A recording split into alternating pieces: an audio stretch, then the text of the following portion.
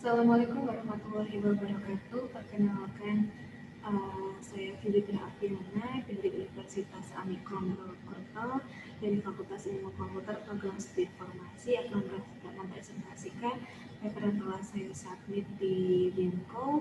Untuk waktunya saya akan share screen untuk PowerPoint yang telah saya buat. Nah, di sini judul paper yang telah saya submit berjudul tentang perancangan interface arsitektur planning atau EAP transformasi pemerintahan desa dengan menggunakan zaman framework. Di sini saya bertindak sebagai penulis satu, kemudian ada rekan saya penulis dua adalah Retno Waluyo, kemudian Ito Setiawan, Akto Haryawan, dan juga Malika Kastabella Putri. Nah, di sini kita lihat latar belakang kenapa saya mengangkat judul tersebut. Nah, kita lihat di sini tujuan dari e-government, dari penerapan e-government di lingkungan pemerintahan desa, dia adalah mewujudkan bagaimana pemerintahan yang efektif, efisien, terbuka, dan juga akuntabel. Nah, e-government di Desa Melung pada tingkat internal organisasi pemerintahan, dia sudah diimplementasikan. Dilihat dari tersedianya sistem informasi yang digunakan oleh beberapa perangkat desa. Namun kita lihat beberapa sistem yang ada sering mengalami error atau update data yang sangat kurang efektif, sehingga Nadia tidak bisa mendukung proses pemerintahan. Sehingga pada saat ini pihak Desa Melung dia menggunakan sistem informasi pelayanan yang dibeli secara mandiri menggunakan kas desa.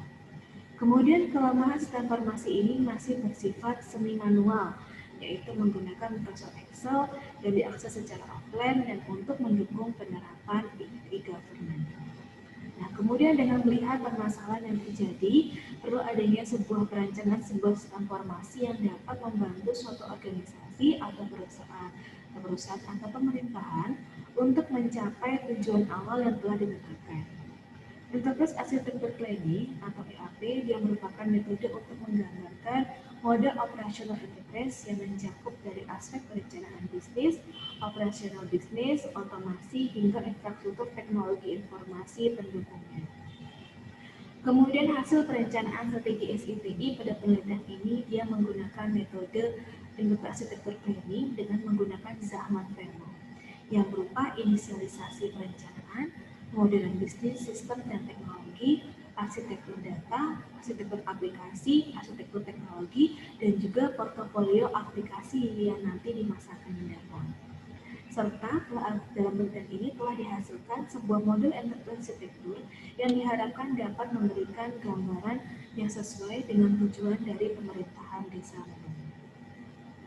Nah, kita lihat di sini konsep penelitiannya. Kita lihat pada bagian di depan dimulai dari identifikasi masa organisasi, kemudian inisiasi perencanaan arsitektur, yang sini ada 3, ada perencanaan arsitektur data, perencanaan arsitektur aplikasi, dan juga perencanaan arsitektur teknologi yang nanti akan menghasilkan sebuah portofolio aplikasi di masa yang akan mendatang. Kemudian nanti dalam beberapa tahap selanjutnya adalah rencana implementasi. Nah, saya hanya menjelaskan garis besarnya. Ini adalah analisis rantai nilai value chain dari pemerintahan Desa Melung. Kita lihat di sini ada primary activities dengan support activities. Kemudian penelitian ini juga menghasilkan sebuah perencanaan arsitektur berupa IRT bagaimana pembuatan monografi dari pembuatan monografi data. Kita lihat bagiannya bisa dilihat di depan, aplikasi pemerintahan sampai ke masyarakat.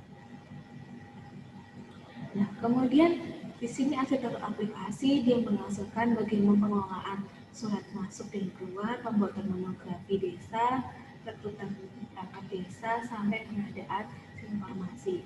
Tabel di atas dia menjelaskan daftar kandidat aplikasi yang terdiri dari fungsi bisnis dengan sistem aplikasi yang diusulkan.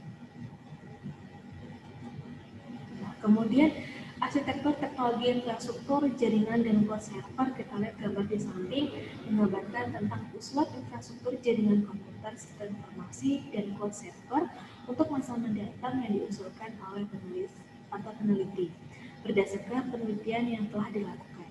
Tujuannya agar seluruh sistem informasi yang baru nantinya akan saling terhubung satu sama lain. Setiap komputer yang terpasang sistem informasi akan terhubung ke SIM atau sistem informasi manajemen desa untuk terhubung dalam satu jaringan dan dapat berbagi data satu sama lain. Nah, dari SIM desa kemudian diteruskan ke komputer server yang nantinya data tersebut akan tersimpan dalam sebuah cloud server. Ini adalah usulan dari arsitektur teknologinya. Nah, kemudian kita lihat di sini bagaimana portofolio aplikasi mendatar yang kita lihat dari portofolio SI sekarang yang ada itu adalah Syskudes, kemudian atau ada BIP, basis induk penduduk, kemudian perencanaan di aplikasi mendatang. Di sini kita bagaimana harus ada informasi pengelolaan surat, sistem informasi rekrutmen perangkat desa, sistem informasi manajemen desa, sampai sistem informasi monografi desa. Serta hak potensialnya apakah dia berupa website ataupun yang lainnya.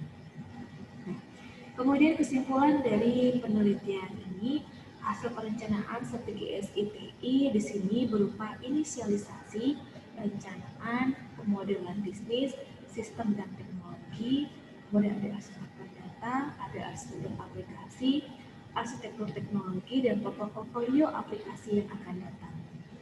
Hasil analisis dia digambarkan dengan rangkaian nilai atau value chain yang menghasilkan aktivitas utama, yaitu ada pengolahan surat masuk dan keluar, pembuatan monografi desa, pencatatan dan backup data, sosialisasi program desa, dan juga pelayanan administrasi. Nah, kemudian aktivitas pendukungnya yaitu pemeliharaan sarana, fasilitas dan lingkungan, rekrutan perangkat desa, pengembangan TI, kemudian pengadaan sarana dan prasarana, serta telah dihasilkan sebuah model interface arsitektur yang diharapkan dapat memberikan gambaran yang sesuai dengan tujuan dari pemerintahan desa Malu, khususnya untuk pengembangan teknologi guna mendukung proses e-government yang bertujuan mewujudkan pemerintahan desa yang efektif, efisien, terbuka, dan aman. Ya, sekian presentasi dari saya. Terima kasih. Wassalamualaikum warahmatullahi wabarakatuh.